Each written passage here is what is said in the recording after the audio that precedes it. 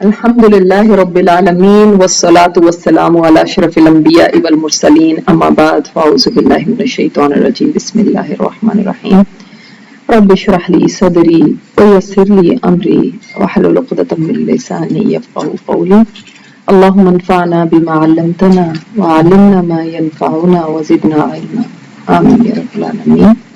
تو وہ صحابہ جو تھے نا وہ اتنا اس چیز کے اوپر غمگین رہتے تھے کہ دیکھیے جیسے حضرت عمر میں نہیں میں نے آپ کو بتایا تھا ایک دفعہ ان کے سامنے بہت سارا مال آیا تھا تو رونے لگے تھے ایک دن وہ آ جائے گا مسلمانوں کے اوپر کہ اتنا مال ہوگا۔ آج بھی آپ دیکھیں مال و دولت کی فراوانی عرب کنٹریز میں دیکھیں کتنی ہمارے پاس بھی ہم کیوں یہ کہیں کہ ہم تو بالکل اس طرح میں رہتے ہیں فقر و وقت میں، ہم سب ان لوگوں میں سے جو بہت مالدار لوگ اگر آپ دیکھیں تو چاہے کوئی کتنا بھی کہہ دے کہ نہیں جی ہم تو بہت غریب ہیں، جب آپ کھاتے ہیں پیتے ہیں اور آپ کے سر پہ چھت ہے تو آپ مالدار ہیں۔ تو جب مال آ جاتا ہے نا تو ساتھ فتنے بھی آتے ہیں۔ ابو ذر غفاری اس وقت لوگوں کو کہتے تھے، دولت مندوں کو ان کو کہتے تھے کہ مت جمع کرو، آپ لوگ یہ عیش کی زندگی مت گزارو، ایک دن کا بھی جمع کر کے اگلے دن مت کھاؤ، آج کا بس آج ہی ہونا چاہیے باقی سب اللہ کے راستے میں دے دو۔ تو جب وہ اس طرح سے لوگوں کو کہنے لگے تو امیر معاویہ نے پھر حضرت عثمان کے پاس میسج بھیجا کہ ان کو آپ پلیز مدینہ بلوا لیں کیونکہ یہ تو یہاں پہ لوگوں کو چین سے نہیں رہنے دے۔ تو انہوں نے ان کو مدینہ بلوا لیا۔ تو جب انہوں نے یہاں پہ بھی آ کے دیکھا تو لوگوں نے بڑے بڑے مکانات بنا لیے تھے کیا، تو اتنا ان کو تکلیف ہوئی کہ یہ چلے ہی گئے وہاں سے۔ عثمان کو منع کرتے تھے کہ آپ ایسے نہ کہیں لوگوں کو، لیکن آپ کو جب ان کی زندگی پتہ چلے گی نا یہ زہد اور تقوی میں بہت زیادہ تھے، بہت آگے تھے۔ ایک دفعہ کوئی کے گھر آیا نا تو گھر میں سامان نہیں تھا، تو سبحان اللہ اس نے کہا کہ آپ کا سامان کہاں ہے، تو کہتے ہیں اگلے گھر بھیج دیا۔ تو اس نے کہا اگلے گھر وہ کون سا، کہ اللہ کے پاس۔ اتنی زیادہ زہد اور تقوی والے تھے، بہت پیاری ان کی زندگی کی باتیں۔ تو یہ جو ایسے لوگ تھے نا وہ ظاہر ہے لوگوں کو روکتے تھے ٹوکتے تھے، تو کسی کو بھی یہ پسند نہیں آتا۔ تو جب عثمان رضی اللہ تعالیٰ عنہ نے ان کو منع کیا تو یہ پھر نکل کے چلے گئے اور ایک گاؤں میں چلے گئے۔ پھر اس کے بعد ہم دیکھتے ہیں کہ کیا سبب ہوئے کہ یہ ڈاؤن فال کیسے آیا، کون سے ایسے ریزنز ہوئے کہ اس امپائر کے اندر بغاوتیں شروع ہو گئیں اور ایسی چیزیں کہ حضرت عثمان کی شہادت تک پھر یہ چیز پہنچ گئی۔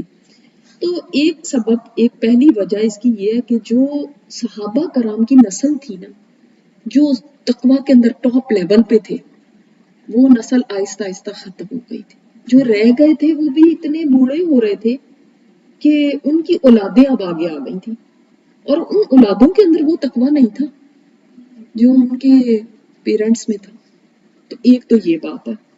دوسری یہ کہ قریش جو تھے، آپ صلی اللہ علیہ وسلم کی حدیث بھی ہے کہ اگر قریش ہوں تو ان کو پہلے کوئی عہدہ یا عمارت یا وہ دی جائے، تو جب ان کو عہدے دیے گئے تو دوسرے لوگوں کو بہت برا لگنے لگا اور ان قریش کا بھی یہ حال ہو گیا کہ ان کے نوجوانوں نے بھی یہ سمجھنا شروع کر دیا کہ یہ بس ہمارا حق ہے، اسپوائل ہونے شروع ہو گئے نا۔ اور دوسرے لوگوں کا تو یہ حال تھا کہ وہ تو کہتے تھے کہ ان کو کیوں، ہم بھی تو ساتھ ہیں، ہم نے بھی اس طرح مسلمانوں کے ساتھ مل کے ہم جنگیں کرتے ہیں اور ان کو عہدے کیوں ملتے ہیں۔ پھر آپ دیکھیں کہ جیسے ایکسپینشن ہوتی گئی امپائر کی اور جگہ پہ مسلمانوں کا قبضہ ہوتا گیا، تو جو وہاں کے لوگ تھے obviously کوئی بھی پسند نہیں کرتا کہ کوئی اور آ کے ان کے پر حکومت کرے، تو ان کے دلوں میں بھی انتقام تھا کہ ہم ان سے انتقام لیں۔ پھر میں نے جیسے آپ کو ایک وجہ بتائی کہ عثمان رضی اللہ تعالیٰ عنہ بہت نرم دل تھے اور بڑے مروت والے تھے، عموماً لوگوں سے سختی نہیں کرتے تھے، اس کی وجہ سے بھی جو شر پسند لوگ تھے نا ان کے حوصلے بڑھ جاتے تھے۔ حضرت عمر کا تو آپ کو پتا ہے نا، انہوں نے تو دیکھنا نہیں ہوتا تھا، انہوں نے تو کیا نہ ہوتا تھا کہ اس کا سر اڑا دو بس۔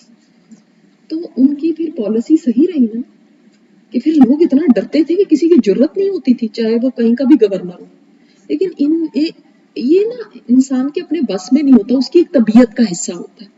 کئی لوگوں کی طبیعت ہی ایسی ہوتی ہے، نرم مزاجی ہوتی ہے، کئی لوگوں کی طبیعت میں سختی ہوتی ہے۔ وہ سخت طبیعت والے لوگ بھی کہیں کام آتے ہیں اور نرم طبیعت والے بھی کہیں کام آتے ہیں۔ اور اسی طرح عثمان رضی اللہ تعالیٰ عنہ چونکہ اموی خلیفہ تھے، ظاہر ہے ان کے جذبات بنو امیہ کے ساتھ زیادہ تھے، تو جب اپنے ذاتی مال سے بھی ان کی مدد کرتے تھے تو لوگ جو شر پسند لوگ تھے، آپ کو پتا ہے جس نے کسی میں برائیاں نکالنی ہو وہ اس کی بھلائی کو بھی دیکھ کے کہیں نہ کہیں سے کچھ نکال ہی لے گا۔ تو انہوں نے یہ پروپیگنڈا کرنا شروع کر دیا کہ یہ تو اپنے رشتہ داروں کو نوازتے ہیں۔ بعض دفعہ ایسا بھی ہوتا تھا کہ چونکہ جو بھی آپ نے اپوائنٹ کیے ہوئے لوگ وہ خلیفہ کے انڈر ہونے چاہیے، اس کا کہنا ماننے والے ہونے چاہیے، اس کے اوبیڈینٹ ہونے چاہیے۔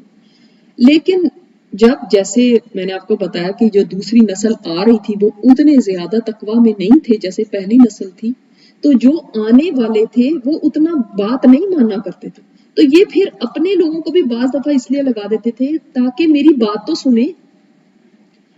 اچھا، پھر جو محروم قومیں تھی نا جن کے اوپر مسلمانوں نے قبضہ کیا تھا، وہ چاہتے تھے کہ انقلاب آ جائے اور تاکہ کوئی نہ کوئی بغاوت ہوگی، انقلاب آئے گا تو ہمارے حالات کچھ صحیح اور ہم دوبارہ آ جائیں گے۔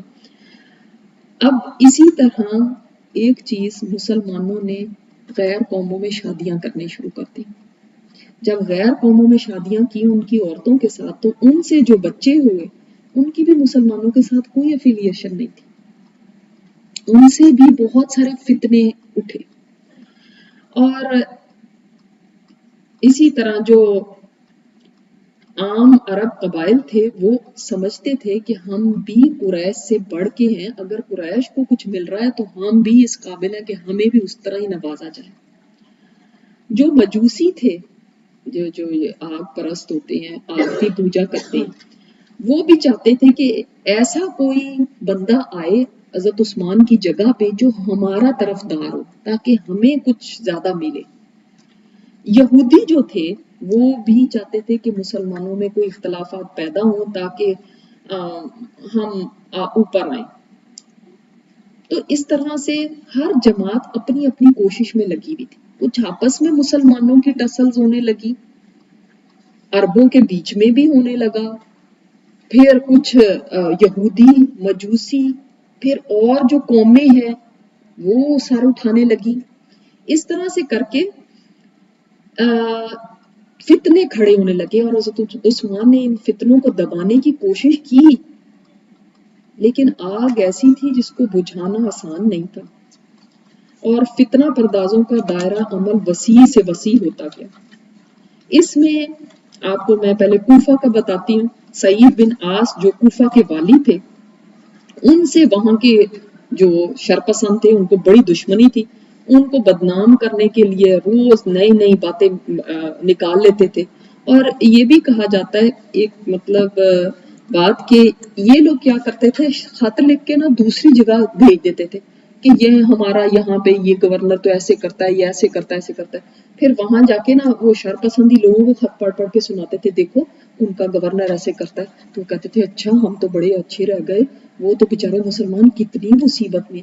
تو ایک نا دیکھیں جو بھی ایک بغاوت ہوتی ہے یا جو جیسے حضرت عثمان کی شہادت کا ایک مرحلہ پہنچا ایک دن میں نہیں ہو گیا، یہ جو بغاوت کے چیزیں ہیں یہ سر اٹھانا شروع ہو گئی تھی 30 ہجری سے، اور 5 سال تک یہ چیزیں گرو ہوتی رہی ہر علاقے کے اندر، اور پھر آہستہ آہستہ اس کی کلمینیشن کہاں ہوئی، پھر عثمان رضی اللہ تعالیٰ عنہ کی شہادت پہ۔ تو یہ جو چیزیں ہوتی ہیں پہلے لوگوں کے مائنڈ چینج کیے جاتے ہیں، دیکھا وہ تو کتنا ظلم کر رہے ہیں، دیکھا وہ تو کتنے، دیکھا وہ تو اقربا پروری کرتے ہیں، اپنے رشتہ داروں کو نوازتے ہیں، انہوں نے دیکھو سب جگہ اپنے اپنے رشتہ دار لگا دیے، انہوں نے ایسا کیا، وہ تو بیت المال سے کھا جاتے ہیں، کھا لیا انہوں نے، یہ کر لیا انہوں نے، وہ کر۔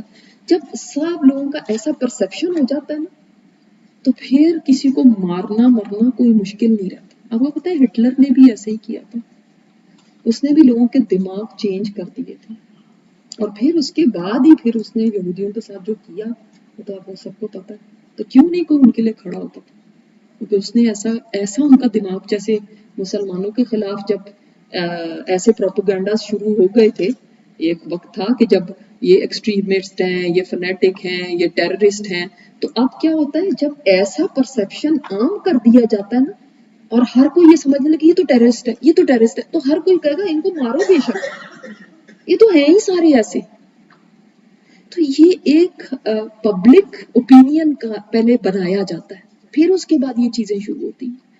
پھر اسی طرح بصرہ میں وہاں پہ بھی فتنہ پرور ایک جماعت تھی. حضرت عثمان نے یہاں سے بھی کچھ لوگوں کو ملک بدر کرایا، لیکن فتنے کی آگ اتنی بھڑک چکی تھی کہ معمولی چھینٹوں سے تو وہ بجھنے والی نہیں تھی. اور ادھر ادھر ان کو بھیجنے سے بھی پوری اس کے اوپر وہ اب میں اس کے اوپر جا نہیں سکتی ورنہ پوری ہماری کلاس اس میں ہی ختم ہو جائے گی کہ کیسے ان لوگوں کو بٹھا کے پھر امیر معاویہ کے پاس بھیجا. عثمان کا یہ ہوتا تھا کہ وہ جب کوئی ایسا کوئی پرابلم ہوتا تھا نا تو امیر معاویہ سے بھی رجوع کرتے تھے، تو ان کے پاس شام میں بھیجا ان فتنہ پر لوگوں کو. انہوں نے ان کو بہت سمجھایا، ان کو بڑے ایز اے گیسٹ رکھا، ان کو بڑا کھلایا پلایا، سمجھایا، اتنا سمجھایا، لیکن کتنے دنوں کے بعد بھی ان کو یہ پتا چلا کہ نہیں، یہ وہ بولے کہ وہ لوگ ہوتے نا لاتوں کے بھوت باتوں سے نہیں مانتے. انہوں نے ان کی داڑھی پکڑ کے کھینچنا شروع کر دی اور ان کو ٹارچر کیوں. تو انہوں نے کہا یہ تو یہاں پہ نہیں رہ سکتے. پھر عثمان رضی اللہ تعالیٰ عنہ کو بھیجا کہ یہ تو سنبھل ہی نہیں رہے کسی بات سے. انہوں نے ان کو آگے بھیجا. یہ ایکچولی شروع کیسے ہوا تھا میں آپ کو یہ بتانا چاہتی کہ اس کا سب سے بڑا ایک کیریکٹر تھا، اور وہ کون تھا؟ وہ ایک یہودی تھا جو نیا مسلمان ہوا. اس کا نام عبداللہ بن سبا تھا. آپ اس کی ہر جگہ دیکھیں گے کہ اس کے نام آپ کو بکس میں ملیں گے، عبداللہ بن سبا. اس نے سازشیں شروع کی اور اس نے ہر جگہ جا کے پھر وہاں پہ اپنے جیسے ہم خیال لوگ بنائے، پھر اپنے ایجنٹس اس کے یہاں پہ بھی بیٹھے ہیں، یہاں پہ بھی بیٹھے ہیں، ان کے ساتھ خفیہ تدبیریں، ان کے ساتھ سازشیں اور ان کے ساتھ باتیں، اور اس طرح سے یہ پھیلتا ہی چلا گیا. اور بعض لوگ جو تھے جیسے اہل مصر جو تھے وہ حضرت علی سے عقیدت رکھتے تھے، اہل بصرہ جو کہتے تھے حضرت طلحہ کو بنانا چاہیے تھا امیر، پھر یعنی خلیفہ. اہل کوفہ کہتے تھے حضرت زبیر ہمیں پسند ہے. آپ کو پتہ نہیں یہ وہ 6 کی جماعت ہے، 6 لوگوں کی یہی لوگ ہیں، طلحہ، زبیر، علی، وہ ان کے حامی تھے. اہل عراق کی جماعت جو تھی وہ سارے ہی قریش کے خلاف تھی. تو کسی کی پسند کوئی ہے، کسی کی کوئی ہے. وہ کہتے ہیں حضرت عثمان کو ہٹاؤ، ان کو لگاؤ. کوئی کہہ رہا ہے ان کو لگاؤ. اب عبداللہ بن سبا نے حکمت عملی کیا کی، اس نے کہا کہ ساروں کو ایک جگہ ہی پہ کر دو. اس نے کہا ان کو پہلے ہٹائیں تو صحیح، ہم باقی لگانے کی تو بات کی بات ہے، پہلے تو ان کو ہٹاؤ، کیونکہ یہی ہے سب سے بڑا فساد. اللہ معاف کرے، ہر جگہ فتنے کی آگ بھڑکنے لگی، بد عملی ہونے لگی. اور اس نے کیا ہدایات کی اپنے لوگوں کو کہ تم اوپر سے نیک بن کے اور متقی بن کے پھر لوگوں کو واعظ کرو، ان کو تقریر کرو اور ان کو اپنا ساتھ ملاؤ. اور پھر اس نے کہا کہ جو گورنر اور جو بڑے بڑے عہدوں کے اوپر جو حضرت عثمان نے جن کو اپوائنٹ کیا ہوا ہے ان کے خلاف لوگوں کو کرو، ان کو بدنام کرو، اور ہر جگہ پہ یہ پھیلاؤ کہ دیکھو یہ ہمارا امیر المومنین کیسا ہے، یہ اپنے لوگوں کو نوازتا ہے اور نا انصافی کی بات کرتا ہے. یہ سو انفیئر. ان طریقوں سے آپ کو پتا ہے کہ یہ چیزیں، اور جیسے میں نے آپ کو بتایا بھی ولید بن عقبہ جس نے شراب پی تھی اور اس کے اوپر حد جاری کرنی تھی کیونکہ عثمان رضی اللہ تعالیٰ عنہ کا رشتہ دار ہے. حد جاری اس لیے نہیں ہو رہی کیونکہ گواہ اتنے نہیں ہیں، لیکن وہ کہہ رہے ہیں یہ چونکہ اس کا رشتہ دار ہے نا، دیکھا اس لیے اس کے اوپر حد نہیں نافذ کر رہا. پھر یہ عبداللہ بن سبا جو تھا اس نے اتنی طرح کے عقیدے بنائے، اور آج جو شیعہ لوگ ہیں نا وہ خاص طور پہ انہی عقائد کو آج بھی فالو کر رہے ہیں. اور یہ بندہ وہ تھا جس نے سب سے زیادہ ان فتنوں کی آگ کو بھڑکایا اور آگے سے آگے پھیلایا. اور اسی طرح 31 ہجری میں آپ اس سے اندازہ کریں کہ قیصر روم نے 500 جنگی بیڑوں کے ساتھ مسلمانوں کے اوپر حملہ کرنے کے لیے آ رہا تھا اور مسلمان بڑے خوف و ہراس میں تھے. اس وقت بھی جو شرپسند یہ ٹولہ تھا نا یہ ہٹا نہیں اپنے فتنہ بازیوں سے. اور محمد بن ابی حذیفہ اور محمد بن ابی بکر، کون ہیں دو؟ محمد بن ابی بکر، ابو بکر کے بیٹے، محمد بن ابو حذیفہ، ابو حذیفہ، ابو ایک حذیفہ ابو حذیفہ، ٹھیک ہے، ابو حذیفہ کے بیٹے محمد تھے. اور یہ ان کو صحابی کہہ سکتے ہیں اس لیے کہ یہ 11 سال کے تھے جب آپ صلی اللہ علیہ وسلم کی وفات ہوئی. تو یہ دونوں اتنے بڑے صحابہ کے بیٹے ہیں. محمد بن ابو حذیفہ جو ہے نا، ان کے والد ابو حذیفہ پہلی ہجرت حبشہ بھی انہوں نے کی تھی. اور جب یہ اس کے خلاف جس نے نبوت کا دعویٰ کر دیا تھا، اس کے خلاف جب جنگ ہوئی تھی تو تب بھی اس کے اندر وہ شہید ہو گئے تھے. حضرت عثمان نے ان کو پالا تھا، لیکن یہ بھی ان کے چکر میں پھنس گئے. اور جو اسلامی جو اس وقت ان کے کمانڈر تھے، وہ جب نماز پڑھانے لگے تو بے موقع تکبیریں بلند کر رہے ہیں اور عبداللہ بن ابی سرا کی مذمت کر رہے ہیں کیونکہ اس کے بھی خلاف تھے. اور مجاہدین سے کہتے تھے تم رومیوں کے مقابلے میں جہاد کرنے جاتے ہو، حالانکہ اسلام کو خود مدینہ میں مجاہدین کی ضرورت ہے. وہ لوگ کہتے حیرت سے کہ مدینہ میں کیا ضرورت ہے؟ تو کہتے کیوں؟ عثمان کو دیکھو، اس ظالم کو ہٹانا اسلام کی سب سے بڑی خدمت ہے. اور یہ وہ عثمان رضی اللہ تعالیٰ عنہ، یہ محمد بن ابو حذیفہ اور محمد بن ابو بکر، تو یہ ان میں شامل ہو گئے تھے نا. اور دیکھیں کتنے بڑے صحابہ کے بیٹے ہیں. لیکن وہی بات ہے کہ جب پروپوگینڈا پھیلتا ہے نا تو کبھی سادہ لوگ بھی ساتھ چل پڑتے ہیں، نہ سمجھ لوگ. اور پھر کہتے ہیں کہ سب سے بڑی اسلام کی تو خدمت یہی ہے، دیکھو وہ ابو بکر صدیق اور حضرت عمر کی جو سنت ہے اس کو انہوں نے چھوڑ دیا ہے، دیکھو انہوں نے بڑے بڑے صحابہ کرام کو ہٹا کے اور اپنے رشتہ داروں کو لگایا ہوا ہے. حتیٰ کہ جب مجاہدین جا کے لڑے، اللہ تعالیٰ نے ان کو فتح دی. اچھا ایک اور بات دیکھیں، سبحان اللہ، میں حیران ہوں کہ جب مسلمانوں کا جو شپ تھا وہ جا رہا تھا تو یہ ایک کشتی میں سوار ہو گئے اور اس کے ساتھ ساتھ اس کو فالو کرتے جا رہے ہیں. اور جہاں وہ لنگر کرتا تھا نا شپ، تو وہیں پہ کھڑے ہو کے ان کو باز کرنے شروع ہو جاتے تھے، اپنے خیالات بتاتے تھے، تم لوگ کیوں جا رہے ہو، واپس مڑ جاؤ. پھر خیر مسلمانوں کو جب فتح ہو گئی تو مسلمانوں نے ان کو ملامت کیا کہ تم لوگ تو جہاد کے لیے آئے ہی نہیں، تم کیسے لوگ ہو. تو انہوں نے کہا ہم اس جہاد میں کیسے حصہ لے سکتے جس کا انتظام جو ہے وہ عثمان نے کرایا. تو عبداللہ بن ابی سرا نے جب دیکھا کہ یہ دونوں کسی طرح اپنی حرکتوں سے باز نہیں آتے تو ان کے ساتھ سختی کی، ان کو منع کیا اور ان کو کہا خدا کی قسم اگر امیر المومنین کا خیال نہ ہوتا تو میں تم نے اس چیز کا مزہ چکھاتا یہ جو تم فساد کر رہے ہیں. آپ دیکھیں گے کہ مسلمانوں کو ہمیشہ جب نقصان پہنچا ہے اپنے اندر سے ہی پہنچا ہے. کبھی باہر والے آ کے ان کا دروازہ نہیں توڑ سکے جب تک وہ خود اپنا دروازہ نہیں کھولتے. جب میں پڑھ رہی تھی مجھے اتنا دکھ ہو رہا تھا، میرا دل اتنا تکلیف میں تھا، کیسے دیکھو ایسے ہی تو نہیں مسلمانوں کا ڈاؤن فال ہے، اپنوں میں سے ہی اٹھے. ہر دور میں میر صادق، میر جعفر رہے، ہر دور میں. تو مدینہ بھی فسادیوں سے خالی نہیں تھا. وہاں پہ بھی لوگ، ظاہر ہے ان کی جماعت کا کوئی نہ کوئی اثر تو یہاں پہ بھی پہنچا تھا. 35 ہجری میں جس میں حضرت عثمان کی شہادت ہوئی ہے اس وقت بھی جو فسادی تھے مدینہ میں اتنے دلیر ہو گئے تھے کہ باہر کے جو فسادی تھے ان کی مدد سے خود امیر المومنین کے اوپر باتیں کرنے لگ گئے تھے، ان کے اوپر ہاتھ اٹھانے لگ گئے تھے. ایک دفعہ جمعے کے دن عثمان رضی اللہ تعالیٰ عنہ ممبر پہ خطبہ دے رہے تھے، ابھی ہم تو سنا شروع کی تھی کہ ایک آدمی کھڑا ہو کے کہنے لگا عثمان اللہ کی کتاب کو اپنا طریقہ بنا. تو بڑے تحمل سے اس کو کہتے ہیں، نرمی سے، کہ بیٹھ جاؤ. دوسری مرتبہ کھڑے ہو کے اس نے پھر یہی کہا، عثمان رضی اللہ تعالیٰ نے پھر بیٹھنے کا کہا. 3 دفعہ یہی ہوا. اسی طرح خطبے کے درمیان ہی ایسی مطلب آوازیں اونچی ہونے لگی، ہر دفعہ انہوں نے نرمی سے بیٹھنے کا فرمایا. لیکن اس کی سازش تو پہلے سے طے ہو چکی تھی نا، سارے جو مفسد تھے اور بھی تو تھے جو وہاں پہ تھے، اور وہ کھڑے ہو گئے اور انہوں نے اتنے پتھر برسائے کہ عثمان رضی اللہ تعالیٰ زخموں سے چور ہو کے ممبر سے فرش پر گر پڑے.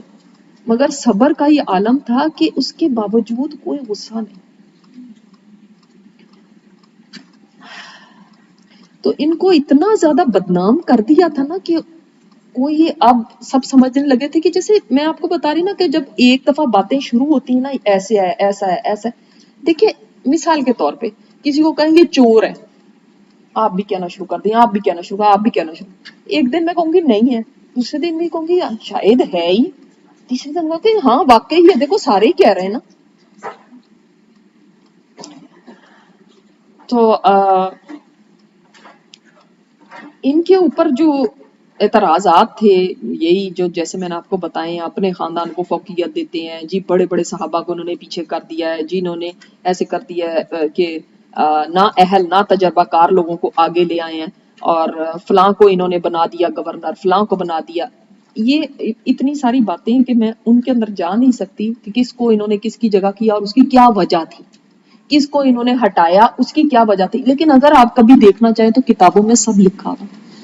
ہاں مگر ایسے لوگ آج بھی ہیں جو ان پروپیگنڈا سے اتنے زیادہ متاثر ہیں کہ وہ حضرت عثمان کو پھر بھی کہتے ہیں کہ یہ ایسے ہیں. اور آپ ان میں اللہ تعالیٰ ہدایت دے کہ شیعہ لوگوں کو دیکھیں کہ آج وہ اپنے ممبروں پر کیسے ان صحابہ کے بارے میں زبان استعمال کرتے ہیں جن کے بارے میں آپ صلی اللہ علیہ وسلم نے فرمایا تھا کہ آج کے بعد عثمان کچھ بھی کرے تو اس کو کوئی فرق نہیں پڑتا، جن کو جنت کی بشارت آپ صلی اللہ علیہ وسلم نے دی ان کے بارے میں یہ بات ہونے لگی. اور پھر ایک اور الزام یہ تھا کہ بیت المال میں یہ جو ہے نا میں سے رد و بدل کرتے ہیں بیت المال میں، حالانکہ یہ تو خود اتنے مالدار تھے، انہوں نے تو ہمیشہ اپنے پیسوں سے مسلمانوں کی مدد کی تھی. بیت المال سے لینا تو کیا تھا، اور بیت المال میں سے اپنے خاندان کو دیتے ہیں. تو ایک دن پھر خطبہ دینے کے لیے کھڑے ہو کر فرمایا لوگ کہتے ہیں کہ مدینہ میں اپنے خاندان والوں سے محبت رکھتا ہوں اور ان کے ساتھ میں سخاوت کرتا ہوں، لیکن میری محبت نے مجھے ظلم کی طرف مائل نہیں کیا بلکہ میں صرف ان کے واجبی حقوق ادا کرتا ہوں. اسی طرح فیاضی بھی اپنے مال سے کرتا ہوں، مسلمانوں کا مال میں اس میں حلال نہیں سمجھتا. پھر بھی انہوں نے، اور پھر میں نے آپ کو جیسے بتایا کہ چچا کو اپنے واپس کیوں لے کر آئے، حکم کو کیوں واپس لائے، یہ جب آپ صلی اللہ علیہ وسلم نے جلا وطن کیا تھا تو وہ تو آپ صلی اللہ علیہ وسلم نے اپنی زندگی میں ہی کہہ دیا تھا کہ ٹھیک ہے ان کو معاف کر دیے. ان کے بیٹے مروان کے ساتھ انہوں نے اپنی بیٹی کی شادی کی تھی. پھر اسی طرح عبداللہ بن ابی سرح جب طرابلس کی طرف ان کو بھیجا تھا تو کہا تھا کہ اگر تم فتح یاب ہوئے، اگر تم کامیاب ہوئے تو مال غنیمت کا 5واں حصہ تمہیں دوں گا انعام کے اس کے اندر کے یہ، اور پھر ان کو دیا تو لوگوں نے اعتراض کرنا شروع کر دیا، دیکھا اپنے رشتہ دار کو دیکھو اتنا حصہ دے دیا. تو انہوں نے کہا لوگ اعتراض کر رہے ہیں آپ واپس کر دیں، تو انہوں نے واپس کر دیا. مگر یہ بھی ایک بہت بڑا اعتراض کیا جاتا تھا. پھر ایک یہ بھی اعتراض تھا کہ جو چراغ گاہ جو گورنمنٹ کی چراغ گاہ ہے جس میں فوجی گھوڑے اور زکوٰۃ کے اور بیت المال کے اور یہ سب چیزیں جو وہ وہاں پہ چرتے ہیں اور چراغ گاہیں ہوتی تھی، اس میں عام لوگوں کو کیوں نہیں چرانے دیا جاتا. تو وہ کہتے تھے کہ یہ سرکاری خرچ سے تیار ہوئی، اس میں عام لوگوں کو تو نہیں چرانا چاہیے اپنے ان کو. پھر کہتے ہیں ابو ذر کو انہوں نے جلا وطن کیا حالانکہ وہ خود نکل کے چلے گئے تھے. ابو ذر غفاری کا بھی آپ کو بتایا نا، تو وہ خود نکل کے چلے گئے تھے. اور ایک ان کے اوپر یہ بھی اعتراض کیا جاتا ہے کہ انہوں نے مصحف کو جلوایا تھا. تو اس کے بارے میں آپ کو یہ بتانا چاہتی ہوں کہ اصل میں حضرت عثمان نے تو خود اس اللہ کی کتاب کی حفاظت کے لیے اور فتنوں کو ختم کرنے کے لیے خود یہ کام کیا تھا کہ ان کے پاس جب یہ اطلاع آئی تھی کہ جب مسلمان مملکت بہت بڑی ہو گئی تھی تو ان کے پاس اطلاع یہ آئی کہ ڈفرینٹ جگہوں کے لوگ اپنے ڈائلیکٹ کے مطابق جو قرآن پڑھ رہے ہیں تو وہ اس کی وجہ سے جھگڑے پیدا ہو رہے ہیں. کوئی کہہ رہا ہے یہ قرآن ہے، کوئی کہہ رہا ہے یہ، جیسے آپ ایسے سمجھ لیں آپ صلی اللہ علیہ وسلم کے دور میں تو آپ کو پتا ہے نا ڈفرینٹ جگہوں پہ قرآن تھا، تو ابوبکر صدیق رضی اللہ عنہ نے کیا کیا اس کو ایک جگہ پہ کمپائل کر لیا. لیکن آپ صلی اللہ علیہ وسلم کے وقت میں بھی ڈفرینٹ لوگ جب آتے تھے تو جیسے آپ سمجھیں برٹش انگلش اور امریکن انگلش میں فرق ہے، ٹھیک ہے، اردو بھی انڈیا کے لوگ بھی اردو بولتے ہیں، پاکستان کے لوگ بھی اردو بولتے ہیں، لیکن تھوڑا فرق ہے، ٹھیک ہے. اسی طرح آپ پاکستان میں بھی دیکھیں ڈفرینٹ علاقوں میں جو بولی جاتی ہے تو ہر میں کوئی ڈائلیکٹ کا فرق ہے نا. تو اس طرح وہ پڑھتے تو یہی قرآن تھے لیکن اس میں کہیں نہ کہیں کچھ تھوڑا بہت رد و بدل اپنی زبان کے مطابق ان کے تھا. تو حضرت عثمان کے پاس جب یہ اطلاع آئی تو انہوں نے یہ کیا کہ اس کو ایک ڈائلیکٹ کے اوپر جو قریش کی تھی اس کے اوپر سب کو جمع کر دیا اور فرمایا کہ یہ ایک نسخہ جو حضرت حفصہ کے پاس تھا وہ منگوایا اور فرمایا کہ اس نسخے سے لے کر کاپیز بنائی جائیں اور سب جگہ پر یہ کاپیز بھیج دی جائیں. اب جو کاپی بنے گی وہ اسی سے بنے گی, کوئی اپنے مطابق نہیں ورڈ اس کے اندر کہہ سکتا, اسی کے مطابق سب چلیں گے اور باقی جتنے مصحف ہیں ان کو جلا دیا جائے, وہ ختم ہے تاکہ کہیں پہ بھی نہ رہیں اور یہ فتنہ ختم ہو جائے, ورنہ ہر کوئی کہے گا ہمارے پاس اللہ کی کتاب ہے, جیسے یہود و نصارہ میں ہوا, ان کی کتابیں ہی بدل گئی اس وجہ سے. تو قرآن کو وہ ایک رکھنا, اس کو محفوظ رکھنے کے لیے انہوں نے یہ کیا, اور یہ تو بہت بڑی ایک خدمت تھی ان کی اس چیز کے لیے کہ اللہ کی کتاب محفوظ رہے. اور آج تک دیکھیں پھر وہ ایک ہی اس کے اوپر ہے, قریش کی لغت پہ ہے, جو عربی قریش بولتے تھے اس کے اوپر ہے. لیکن اس کو اتنا زیادہ بڑا ایشو بنایا گیا کہ دیکھو انہوں نے یہ کیا کیا. اور پھر میں نے آپ کو وہ تو بتا ہی دیا کہ انہوں نے جو اپنے رشتہ دار کی حد جاری کرنے کے اوپر تھوڑا سا ڈیلے ہوا تھا, وہ بھی ایک واقعہ ہے. اسی طرح عبید اللہ بن عمر سے قصاص نہیں لیا, اس کے اوپر بھی بہت بڑا واقعہ. اصل میں واقعہ کیا ہوا کہ جب عمر رضی اللہ تعالیٰ عنہ کو ابو لولو نے شہید کر دیا, تو میں نے آپ کو بتایا تھا ابو لولو جو تھا اس نے اپنے آپ کو بھی مار لیا تھا اس کے بعد.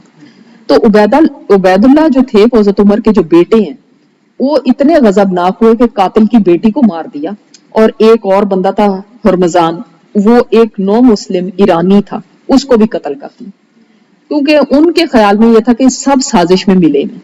چنانچہ عثمان رضی اللہ تعالیٰ عنہ نے جب خلافت سنبھالی تو سب سے پہلے یہی مقدمہ پیش ہوا نا کہ یہ انہوں نے تو قتل کر دیا.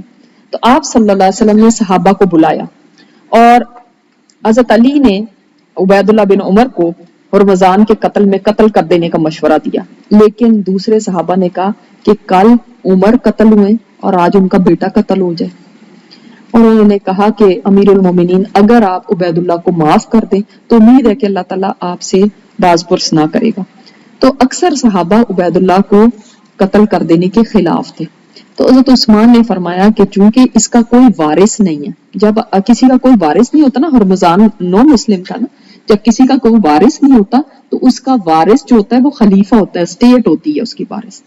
تو فرمایا کہ امیر المومنین ہونے کے ناطے میں ہوں اس کا وارث, تو میں اب قصاص کی بجائے میں دیت لینے کے اوپر کہتا ہوں. ٹھیک ہے, تو دیت کے اوپر انہوں نے فیصلہ کیا کہ میں دیت لوں گا, اور پھر دیت بھی اپنے مال سے خود ادا کر دی. اور پھر انہوں نے جتنی عمدگی کے ساتھ یہ فیصلہ کیا, اس سے بہتر کوئی فیصلہ نہیں ہو سکتا تھا, لیکن اس کے اوپر بھی ان کو تان کیا جاتا ہے. اسی طرح مینا میں انہوں نے 2 رکعت کی جگہ 4 رکعت نماز پڑھی, تو اس کے اوپر ان کو بڑا تان کیا گیا. لیکن انہوں نے فرمایا کہ دیکھو جب میں مکہ پہنچا تو یہاں میں نے اقامت کی نیت کر لی, میں یہاں پہ مقیم ہو گیا تھا, ہو سکتا ہے انہوں نے کوئی پراپرٹی خریدی ہو وہاں پہ, تو میں مقیم ہو گیا. اور میں نے آپ صلی اللہ علیہ وسلم کو یہ سنا ہے فرماتے ہوئے کہ جو کسی شہر میں مقیم ہو تو وہ وہاں پہ پوری نماز پڑھے گا, تو میری پوری نماز ہوگی. لیکن اس کے اوپر بھی ان کو کہا کہ یہ تو انہوں نے بدعت شروع کر دی, اور انہوں نے کیا شروع کر دیا. تو آپ دیکھیں اگر سارے الزامات ان کے اوپر آپ دیکھیں گے نا تو سب کے پیچھے پتہ چلتا ہے کہ فتنہ پردازی اور سازشیں, اور انہوں نے کوشش بھی کی یہ کہ یہ ختم ہو جائیں, لیکن یہ اتنی بڑھ گئی تھی کہ ختم کرنا مشکل تھا. انہوں نے اپنے گورنروں کو بھی بلایا, ان سے بھی مشورے لیے کہ کیسے ان چیزوں کو ختم کیا جائے. ہر ایک نے اپنے اپنے مشورے دیے, مگر آسان نہیں تھا. پھر اس کے بعد انہوں نے ایسا کیا کہ انہوں نے اپنے کچھ ایک ٹیم بنائی اور اس کو ڈیفرنٹ علاقوں میں ڈیفرنٹ ٹیمز کو بھیجا کہ آپ جائیں اور جا کے دیکھ کے آئیں کہ وہاں کے لوگ کیا کہتے ہیں, وہاں کے حالات معلوم کریں, وہاں پہ کیا ہو رہا ہے, وہاں کے لوگوں سے بھی ملیں, وہاں کے گورنروں کی بھی صورتحال دیکھیں. اور یہ بھی اعلان کر دیا کہ حج کے موقع پر ہر جگہ سے جو بھی بڑے بڑے عہدے والے ہیں وہ آئیں یہاں پہ, بڑے عمال جو ہیں, گورنر جو ہیں وہ یہاں پہ آئیں اور جو لوگ بھی ان کے خلاف کوئی شکایت رکھتے ہیں وہ بھی یہاں پہ آئیں اور میں سامنے فیصلہ کراؤں گا. اس طرح سے وہ لوگوں کی شکایات سنتے تھے. کیونکہ جہاں پہ بھی ظاہر ہے چاہے صحابہ ہوں یا ان کے آگے اولادیں ہوں کوئی فرشتہ نہیں ہے, انسان ہی ہے. تو جو گورنر جو عہدوں پہ تھے کبھی پتہ چل جاتا تھا کسی نے کسی کو بلا وجہ مار دیا, مارا سے مطلب ہے کہ پٹائی کی, کسی نے کسی کو تھپڑ مار دیا, کسی نے کسی کو گالی دے دی. سٹل یہ دور جو تھا نا, آپ یہ باتیں میں آپ کو بتا رہی ہوں تو آپ کو لگتا ہوگا کہ ہائی کیسا وہ ہو گیا تھا.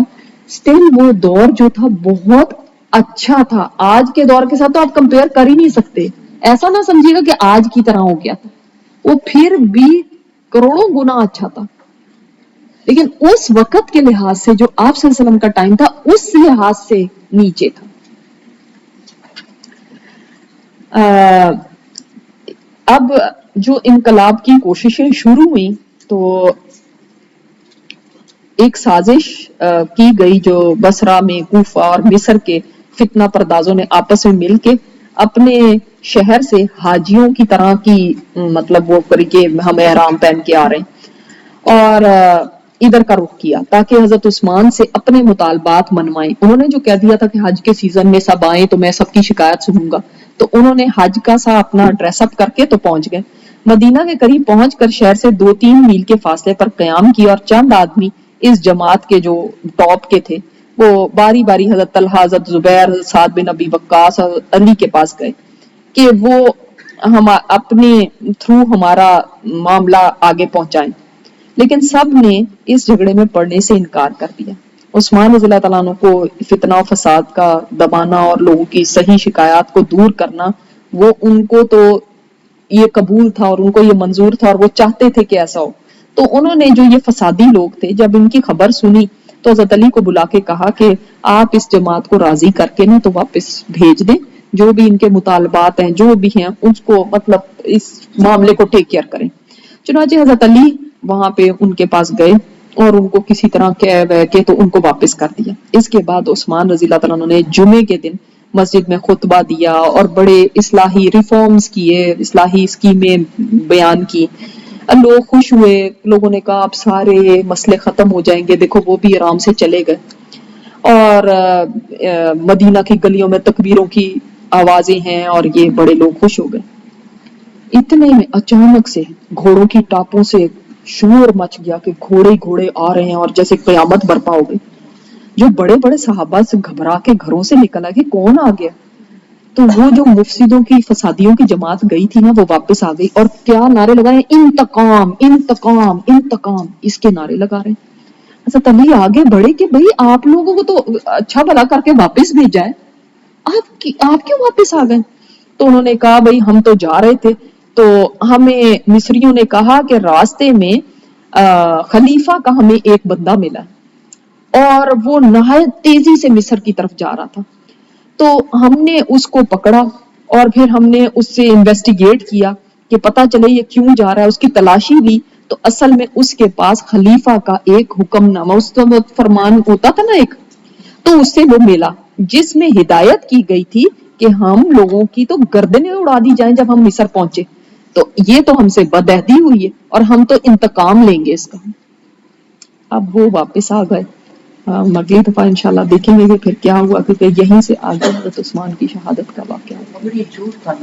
یہ سب جھوٹ تھا. وہ تو کبھی اس طرح کی ان کو اطلاع ملی تو وہ حیرت سے اپنی لا علمی کا انہوں نے اظہار کیا. انہوں نے کہا کہ مجھے تو اس خط کی خبر تک نہیں ہے, کون سے خط کی بات کر رہے ہیں.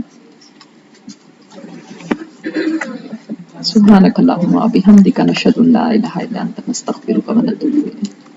جب یہ سب پڑھتے ہیں تو دکھ اتنا ہوتا ہے کہ دیکھو کیسے سازشی کامیاب ہوتے چلے گئے اور کس طرح سے ان لوگوں نے اپنے جو فتنے جو انہوں نے سوچا اور جس طرح کی انہوں نے پلاننگ کی, کیسے لوگوں کو اپنے ساتھ ملایا اور کس طرح کر کے کہاں تک پہنچ گئے. اور آپ کو پتہ ہے نا حضرت عمر رضی اللہ تعالیٰ عنہ کے بارے میں یہ تھا نا وہ حدیث, جب وہ رو رہے تھے, میں نے آپ کو بتائی وہ بات تھی کہ حضرت حذیفہ سے انہوں نے پوچھا تھا نا کہ وہ ایک دروازہ جو ہے فتنوں کے آگے ایک دروازہ ہے. انہوں نے کہا تھا لوگوں اور فتنوں کے آگے ایک دروازہ ہے. تو پوچھا تھا کہ وہ دروازہ توڑ دیا جائے گا یا کھولا جائے گا؟ تو حذیفہ رضی اللہ تعالیٰ عنہ نے فرمایا توڑ دیا. تو حضرت عمر رو پڑے. تو ان کو پتا تھا کہ جب میں چلا گیا تو وہ فتنے شروع ہوں گے, پھر قیامت تک فتنے ختم نہیں ہوں گے, اور اس امت پہ نہیں ختم ہوئے. اور آپ دیکھیں گے یہیں سے شیعہ سنی فساد اور یہ اور اتنی ساری باتیں کہ اگر آپ ان کی بکس پڑھیں گے تو بالکل اسے ٹوٹلی ہی ڈفرینٹ ہوگا. اسی لیے ہمیں یہ نہیں سوچنا چاہیے بک میں لکھا ہوا تھا تو آپ بتائیں اس بارے میں. بھائی آپ یہ بھی تو دیکھیں بک کس نے لکھی ہے. ایسے ایسے بھی لوگ ہیں جو شر پسند ہیں, جو ایسی کتابیں لے کر, جب اس زمانے میں شر پسند تھے نا تو آج تو اس سے کہیں زیادہ آگے شر پسند ہیں لوگ. تو آپ ایسے ہی بک سٹور سے اٹھا لیتے ہیں اور پھر اس کے بعد پڑھ کے پھر خود بھی اتنے ڈاؤٹس میں مبتلا ہوتے ہیں, پھر کہتے ہیں ہائے ایسا کیوں ہوا, یہ کیوں ہوا. تو آپ دیکھیں ضرور کہ آپ کس کی کتاب پڑھ رہے ہیں. اللہ تعالیٰ ہم سب کو معاف فرمائے. سبحانک اللہم و بحمدک نشہد ان لا الہ الا انت نستغفرک و نتوب الیک.